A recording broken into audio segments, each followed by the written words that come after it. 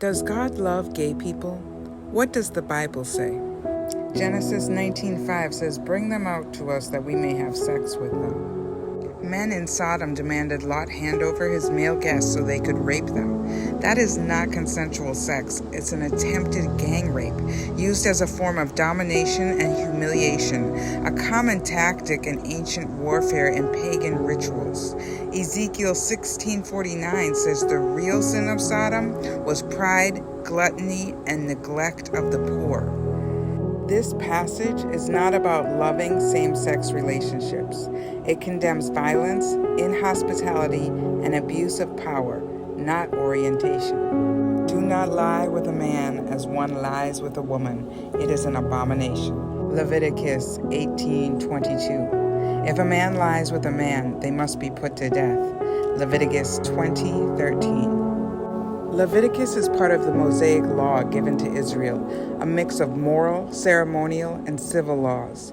These verses were part of laws given to set Israel apart from Canaanite pagan practices, which included temple prostitution and ritual sex acts.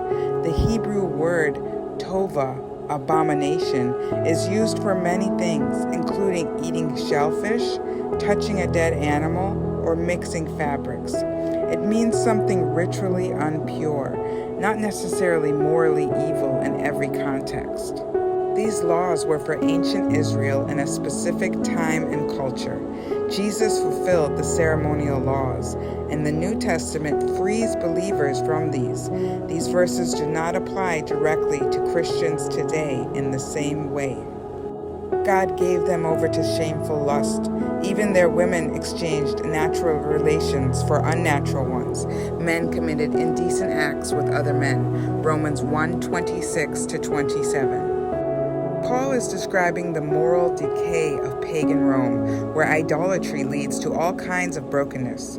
The unnatural behavior refers to going against one's own nature, not necessarily a universal law of nature.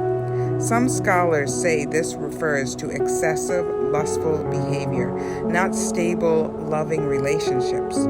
Paul is building a case in Romans 1-3 that no one is righteous, ending with all have sinned. Paul is condemning lust-driven, exploitive sex, not same-sex love per se. And this passage is part of a broader teaching on how everyone needs grace, not singling out gay people. Do not be deceived. Neither the sexually immoral nor men who have sex with men will inherit the kingdom of God. 1 Corinthians 6:9-10. The Greek words in this passage are ambiguous and don't neatly translate to modern categories like gay or straight. It's likely targeting exploitive or promiscuous behavior, not people in loving same-sex relationships. The law is made for the sexually immoral, for those practicing homosexuality, 1 Timothy 1:9-10. As in the previous verse, the Greek word used here likely refers to sexual exploitation, not orientation or identity.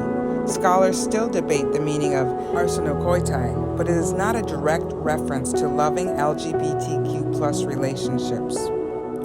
Jesus never once mentioned homosexuality. He spoke often about love, mercy, pride, hypocrisy, and justice. God cares about the heart, not just behavior. Lust, pride, selfishness, these are core issues for all of us. We are all sexually broken. Heterosexual lust, porn, adultery, manipulation. Jesus raised the bar on purity for everyone. The Bible's sexual ethic is rooted in love, covenant, and selflessness. That's true whether you're married or single, gay or straight. There is room at the table for everyone who wants Jesus.